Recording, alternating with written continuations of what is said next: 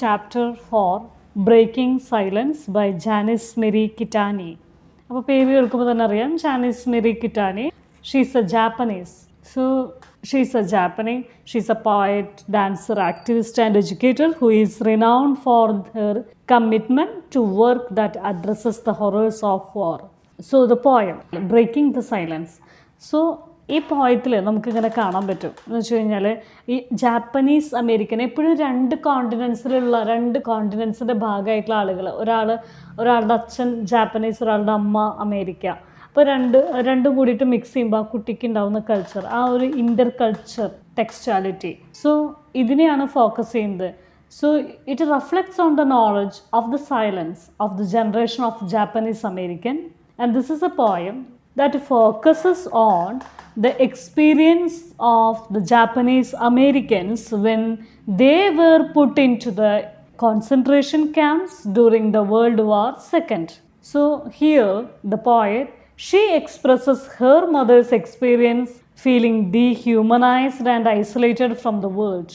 So Mary Kitani, here she expresses that her mother didn't have a voice.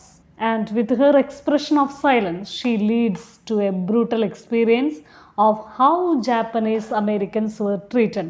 So in the poem, നമ്മുടെ എല്ലാവരുടെയും ഒരു tolerance level test ചെയ്യുന്നൊരു സാധനമാണ് silence.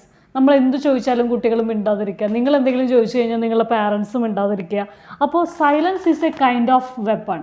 So here Mirikitani, he tells about her mother and how her mother makes the silence as her weapon.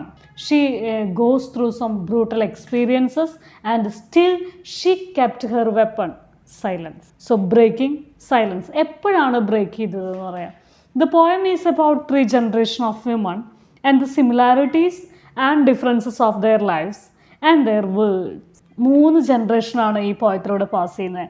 How the woman when she was a daughter, when she is a mother, when she is a woman. So the speaker begins with her daughter and indicates how the daughter does not understand her because the daughter is living in her modern world. Then she describes her own world. അപ്പോൾ നമുക്ക് poem വായിക്കുമ്പോൾ കാണാം ആദ്യത്തെ ഒരു ഭാഗത്തിലെ മകളെ പറ്റിയിട്ട് she doesn't understand. And then she describes her own world, സ്വന്തം ലോകത്തിനെ പറ്റിയിട്ട് പറയുന്നുണ്ട്. And her world as a mother, അവൾ അമ്മയായിരിക്കുന്ന അവളുടെ ലോകത്തെ പറ്റിയിട്ടും പറയുന്നുണ്ട്. Then she describes her own world and her mother's world. Each of these, then she talks about her mother's world, സ്വന്തം അമ്മയുടെ ലോകത്തിനെ പറ്റി പറയുന്നുണ്ട്. ഈ ലോകങ്ങൾ തമ്മിൽ it has a different imagery. The speakers, her daughters, her mothers. So ഈ breaking the silence എന്നുള്ള പോയത്തിൽ അമ്മയോടുള്ള അഡ്മയറേഷനാണ് ഈ പോയറ്റിനെ കാണിക്കുന്നത്. ജാനിസ് മെരി കിറ്റാനി, പോയറ്റിൻ്റെ പേര് മറക്കണ്ട. So she expresses the brutality of how the Japanese Americans were treated. This poem, ഇനിയാണ് ശ്രദ്ധിക്കേണ്ടത്, it put and stress or emphasis on the protocol of imprisonment and a dialogue with a commissioner. So അതുവരെ മിണ്ടാതിരുന്ന അമ്മ, how she was opened up when she was once visited and trialed by a commissioner. So we can start the text. Breaking silence. After 40 years of silence about the experience of Japanese Americans in the World War II concentration camps, my mother testified before the commission on wartime relocation and internment of Japanese American civilians in 1981. അപ്പോൾ ഒന്നാമത്തെ സ്റ്റാൻസിൽ പറയുന്നത് എങ്ങനെയാണ്, ഇതൊരു stanza vice നമുക്ക് പറയാൻ പറ്റില്ല, ഭയങ്കര scattered ആയിട്ടുള്ള പോയാണ്. അപ്പോൾ ഒന്നാമത്തേൽ പറയുന്നത് ഇതാണ്: 40 വർഷങ്ങൾക്ക് ശേഷം എൻ്റെ അമ്മ, she opened her mouth in order to talk to a commission on war time location. അങ്ങനെ അയാൾ ഇങ്ങോട്ട് വന്നിട്ട് ഷീ വാസ് ടെസ്റ്റിഫൈഡ്, ഇവരോട് സംസാരിക്കുകയാണ്. And he was there to talk about the war time relocation. ഇപ്പോൾ യുദ്ധസമയമായി, അപ്പോൾ അമേരിക്കയും ജപ്പാനും തമ്മിലുള്ള ആ ഒരു സെക്കൻഡ് വേൾഡ് വാറിൻ്റെ എനിമിറ്റി നിങ്ങൾക്ക് എല്ലാവർക്കും അറിയാം. അതായത് ജപ്പാൻ അമേരിക്കയ്ക്ക് ഒരു അറ്റാക്ക് കൊടുത്തതും, അതുപോലെ തന്നെ അമേരിക്കയുടെ ഒരു തുറമുഖം നശിപ്പിച്ചതും, അതുപോലെ തന്നെ തിരിച്ച് അമേരിക്ക വന്നിട്ട് ജപ്പാനിൽ ന്യൂക്ലിയർ ബോംബ് നടത്തിയതും ബോംബിട്ടതും ന്യൂക്ലിയർ ബോംബ് ഡ്രോപ്പ് ചെയ്തതൊക്കെ നിങ്ങൾക്കറിയാം. സോ ആ ഒരു സമയത്ത് യുദ്ധം നടന്നുകൊണ്ടിരിക്കുന്ന സമയത്ത് ആരും അറിയാതെ പോയൊരു കാര്യമുണ്ട്. അതായത് നമ്മുടെ അമേരിക്കയിലുള്ള അമേരിക്കൻ ജാപ്പനീസ് മാതാപിതാക്കൾ അല്ലെങ്കിൽ അങ്ങനെ ജനിച്ചിട്ടുള്ള അവരുടെ അവസ്ഥ എന്തായിരിക്കും? They are neither Japanese nor American. എന്നാലോ അവരിത് രണ്ടുമാണ്. They are American and at the same time they are Japanese. So breaking silence. അപ്പോൾ 40 വർഷത്തിന് ശേഷം her mother is brought before the commission and she is testified before the commission. എന്തിനെ പറ്റിയിട്ട്? On war time relocation, ഇവരെ മാറി താമസിപ്പിക്കുന്നതിനെ പറ്റിയിട്ടും അതുപോലെ ഈ ജാപ്പനീസ് അമേരിക്കൻ സിവിലൈസേഷനെ 1981 ഇവരൊന്ന് റീലൊക്കേറ്റ് ചെയ്യണം, അതിൻ്റെ കാര്യങ്ങൾ സംസാരിക്കാനായിട്ട് ചോദിക്കാം. For my mother there are miracles that happen. So she began to speak. There are miracles that happen. മിറാക്കിൾസ് സംഭവിക്കാം. From the silences in the glass caves of our years.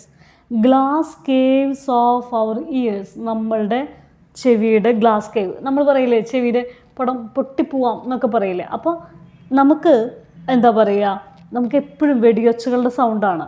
So നമ്മളുടെ കാത് അടുപ്പിക്കുന്ന എന്നൊക്കെ നമ്മൾ മലയാളത്തിൽ പറയുന്ന ആ ഒരു ഫ്രേസാണ് ഇവിടെ. ഫ്രം ദ ക്രിപ്പിൾഡ് ടങ്, നാക്കൊക്കെ പിഴുതെറിഞ്ഞ് കളഞ്ഞ.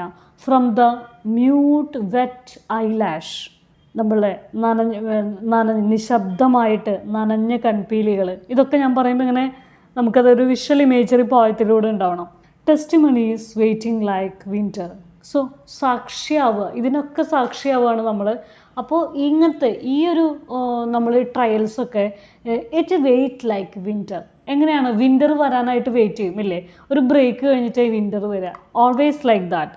സോ ഓൾ ദീസ് തിങ്സ്, അതായത് the glass from the silences, ഞങ്ങളുടെ നിശബ്ദതയിൽ നിന്ന്, in the glass caves of our ears, ഞങ്ങളുടെ ചെവി, അതായത് ഞങ്ങളുടെ ചെവി എന്ന് പറയുമ്പോൾ ഗ്ലാസ് കേവാണ്, അതിൻ്റെ ഉള്ളിൽ നിന്ന് ആണ് വരുന്നത്. പക്ഷേ അപ്പോൾ അതിൻ്റെ ഗ്ലാസ് കേവിൻ്റെ പ്രത്യേകത എന്താ? ശബ്ദങ്ങളൊന്നും കേൾക്കില്ല. അപ്പോൾ ഞങ്ങളിവിടെ നിശബ്ദമായിട്ടിരിക്കുകയാണ്. So silence is associated with glass cave.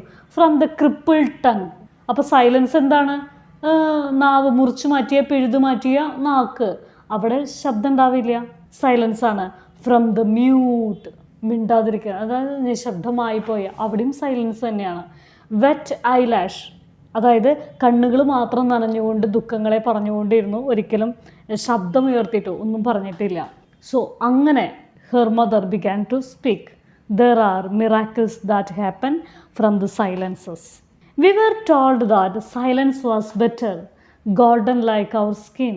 So, Indo American ജനങ്ങളുടെ സ്കിൻ വളരെ ഗോൾഡൻ ടൈപ്പാണ്. സോ വി വേർ ടോൾഡ് എന്ന് വെച്ച് കഴിഞ്ഞാൽ ഞങ്ങൾ പറഞ്ഞു എന്നാണ്. വി വേർ ടോൾഡ് എന്ന് വെച്ച് കഴിഞ്ഞാൽ ഞങ്ങളോട് പറഞ്ഞു.